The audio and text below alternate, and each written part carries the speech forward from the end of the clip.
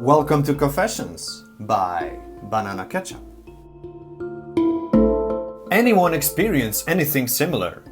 Please let me know if you can explain why I always experience stuff. I don't care if you believe me or not. There's nothing particularly shocking in any of what I say, but this stuff is with me every day. So, I'm not from LA. I currently reside in Encino, and I'm a manager at Taco Bell. I'm originally from Virginia, but I grew up in Fresno, which is 4 hours north of here.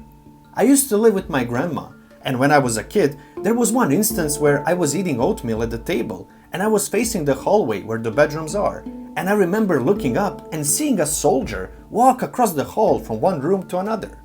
Now, in my memory, it's all black and white, but my grandma said that when it first happened, I was so freaked out, but that I could describe the uniform perfectly. All the buttons and medals, the color, and that I described a Union soldier. Apparently, she had some Native American friends, and one of them was sick, and before they passed away, they gave her a rock and said to treat it with respect. Well, I guess around the same time I saw the soldier, she had been having dreams about a Native American woman in front of her on a hill with a baby strapped to her back, crying. And the woman was talking and looked upset and kept trying to explain something in a language she couldn't understand.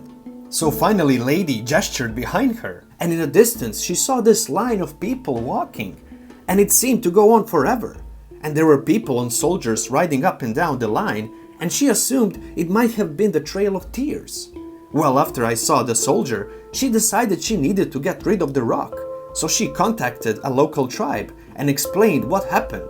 And they had to have an official ceremony of her giving them the rock. And once it was gone, everything stopped. Also, a few years later, we moved to a new house. It was a brand new house. We bought it before it was built.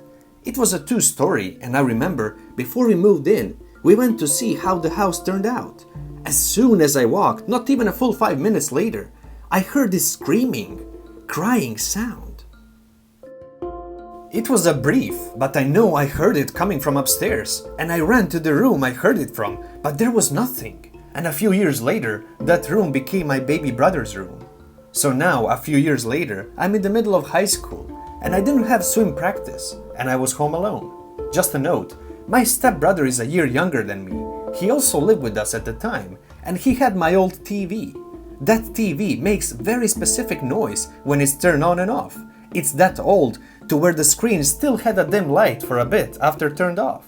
Anyways, I'm home alone and I had the TV down low and I could distinctly hear footsteps upstairs.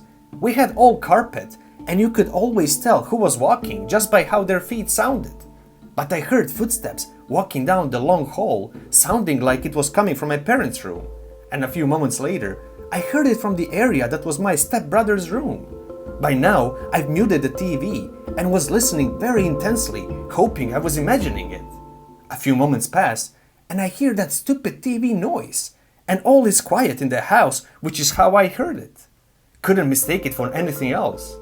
I freaked out, called my dad and said I think someone is here. I hear footsteps, it's getting weird, and he rushes home and finds me sitting on the kitchen counter with the knife in my hand, just on edge.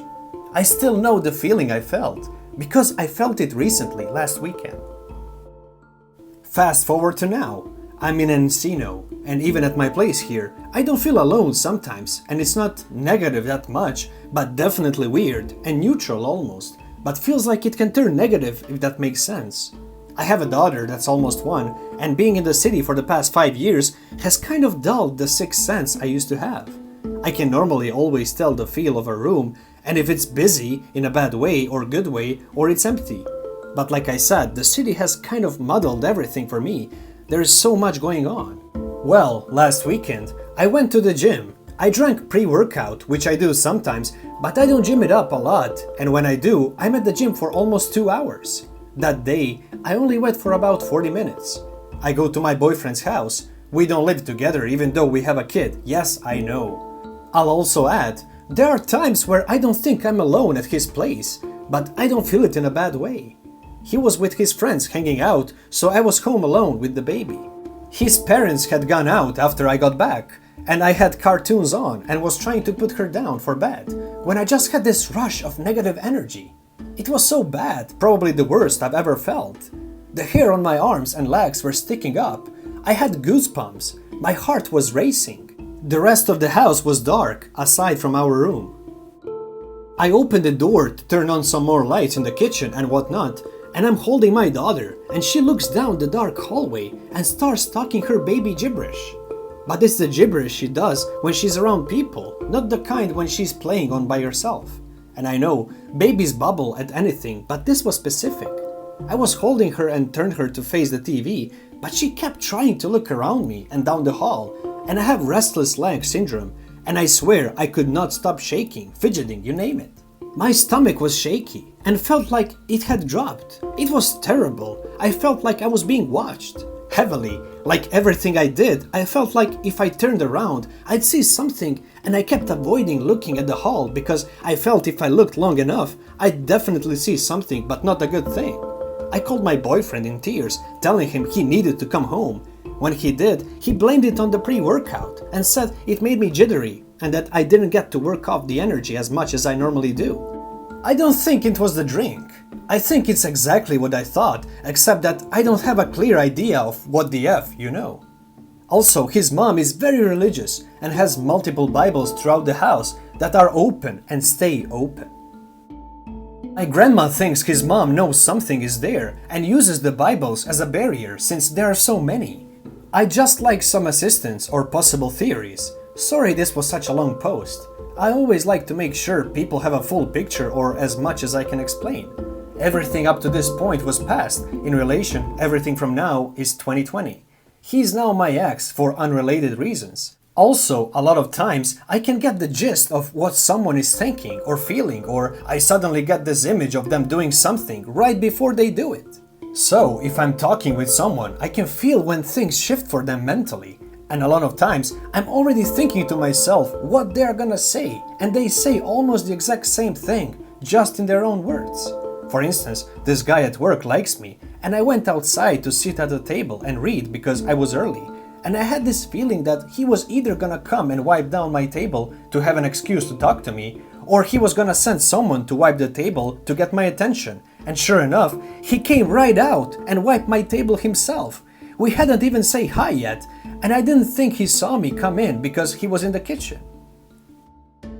Also, none of this includes the dreams I get, where I'll go about my day and everything I do, I suddenly remember already doing it and what's gonna happen next, but I think that happens to a lot of people. Thank you, hightalkdiscuss, the author. Is my grandmother possessed? So, my grandmother has mild cognitive impairment, according to the doctors, but she hasn't technically been diagnosed with dementia. She had internal bleeding around 2010, and they say her cognitive problems are due to the blood loss. So the problem is, she cannot carry on a conversation whatsoever, and she's always incoherent and using the wrong words for what she's trying to say. A typical sentence would sound like, "There was a boy over there, and he wasn't very good, and he was not very nice, and he was so mean, I'll tell you." This isn't the best example, but it's very hard to understand what she's saying. But the other day, I was watching her, and she was just rambling away, and then all of a sudden, she zoned out and stared out the window and said, "I hate you. I hate you so much. I should kill you. I think I will." She said this perfectly, and it was the most coherent thing I've heard her say in 2 years. The other thing is, she said it so quietly, and it almost didn't sound like her voice. I asked her who she was talking to, and she perked up and had no idea what I was talking about.